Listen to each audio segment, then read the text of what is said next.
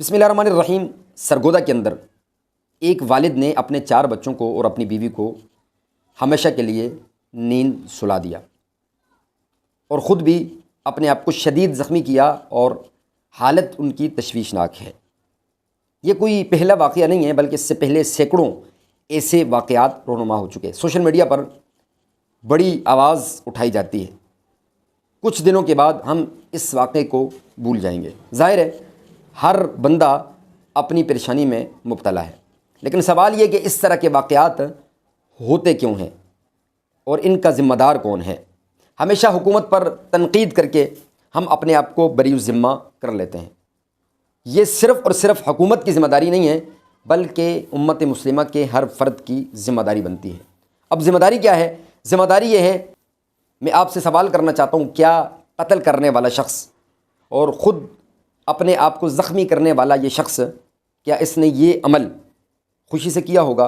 تو اس کا جواب یہی ہوگا کہ بالکل بھی نہیں، بلکہ حالات کا مارا ہوا یہ شخص، مہنگائی کا ستایا ہوا یہ شخص جو ایک خواب لے کر جی رہا ہوگا، وہ اپنے بچوں کو عید پر نئے کپڑے نہیں بنا سک رہا ہوگا، جو اپنے بچوں کی شاپنگ نہیں کروا سک رہا ہوگا، جو اپنے بچوں کی ضروریات کو پورا نہیں کر سک رہا ہوگا، بار بار ان کے بچوں نے یہ فرمائش کی ہوگی کہ ابا جان، پڑوس کے فلاں انکل کے بیٹے نے نئے کپڑے خریدے ہیں، نئی گاڑی خریدی ہے، ہمیں بھی لے کر دے۔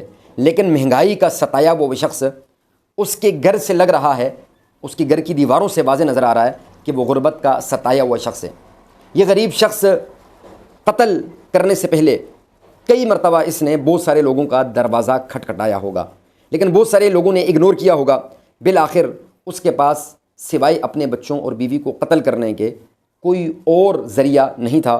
یہ کام اس نے کیا ہوگا، اگرچہ یہ کام غلط ہے، ایسا کرنا نہیں چاہیے، شریعت ہرگز اس کی اجازت نہیں دیتی، لیکن اس نے 17 کروڑ عوام کے منہ پر تھپڑ مارا ہے۔ سوال یہ ہے کہ کیا ہم زکوٰۃ وقت پر ادا کرتے ہیں؟ کیا ہم اپنا مال ان لوگوں پہ خرچ کرتے ہیں جو واقعی ضرورت مند ہیں؟ یقیناً نہیں۔ اگر نہیں کرتے تو اس کے ذمہ دار میں اور آپ بھی ہیں۔ اپنے بچوں کی شادی میں اور ان کی خوشی کے لیے لاکھوں کروڑوں روپے بے جا خرچ کرتے ہیں، اس کی ضرورت نہیں ہوتی، صرف دنیا کو دکھانے کے لیے اور واہ واہ شاباش حاصل کرنے کے لیے اتنے پیسے خرچ کرتے ہیں۔ کیا کبھی ہم نے یہ سوچا ہے کہ ہم اس پیسے کو سیو کر کے ان غریبوں کی معاونت اور مدد کریں تاکہ آئندہ کوئی اپنے بچوں کو قتل نہ کر سکے؟ ایسا ہم نے نہیں کیا۔ ہم نبی کا کلمہ پڑھنے والے ہیں۔ اللہ کے رسول صلی اللہ علیہ وسلم نے فرمایا کہ اگر کوئی مسلمان کسی جگہ پہ تکلیف میں ہے تو امت مسلمہ کو اس کی تکلیف اور درد کو محسوس کرنا چاہیے۔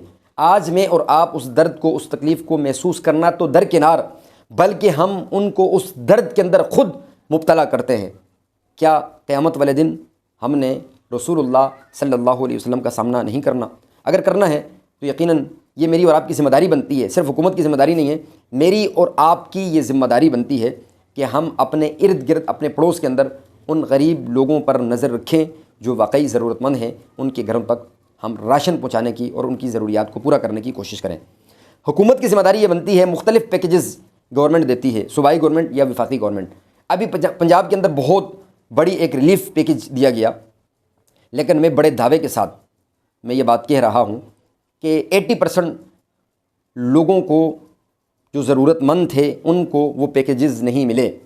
حکومت اعلان کر کے ان کرپٹ لوگوں کے ہاتھوں میں وہ پیسہ تھما دیتی ہے اور وہ ضرورت کی چیزیں تھما دیتی ہے، جو اپنے اقربا پروری کے اندر اس پیسے کو خرچ کرتے ہیں، اپنے تنظیم کے لوگوں پر اس پیسے کو خرچ کرتے ہیں، وہاں انسانیت کو نہیں دیکھا جاتا۔ بہت سارے ایسے واقعات رونما ہوتے ہیں۔ ابھی اگر بات کی جائے سندھ میں یعنی بے نظیر انکم سپورٹ کے جو پروگرام ہے، اس میں بھی اگر دیکھا جائے تو بہت سارے ایسے خاندان جو ضرورت مند ہیں، میں آپ کو کراچی کے اندر ہزاروں ایسے گھرانے دکھاتا ہوں جو ضرورت مند ہیں، ان کو وہ پیکیج نہیں ملتے، اور میں آپ کو ہزاروں ایسے گھر دکھاتا ہوں جو ضرورت مند نہیں ہیں، جو صاحب حیثیت ہے، ان کو وہ پیسہ ملتا ہے۔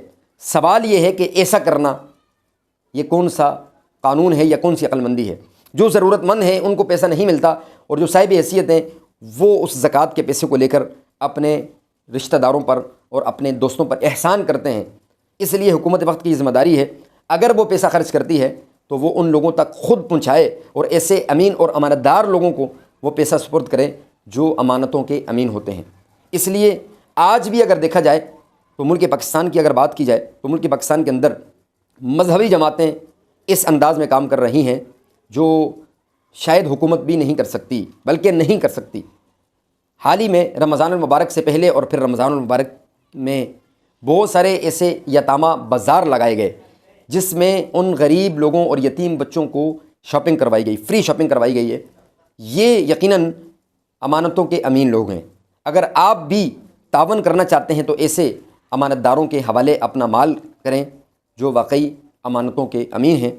اس لیے ہمیشہ یاد رکھیے گا، پیسہ دینا جتنا ضروری ہے اتنا امین کو دینا اتنا ہی ضروری ہے۔ اس لیے اپنا مال خرچ کریں، لیکن ان لوگوں پر خرچ کریں جو ضرورت مند ہیں۔ امید ہے کہ آپ اس چیز کا خیال رکھیں گے اور معاشرے سے غربت کے خاتمے میں اپنا اہم کردار ادا کریں گے۔ اپنا بہت سارا خیال رکھیے گا۔ اللہ حافظ۔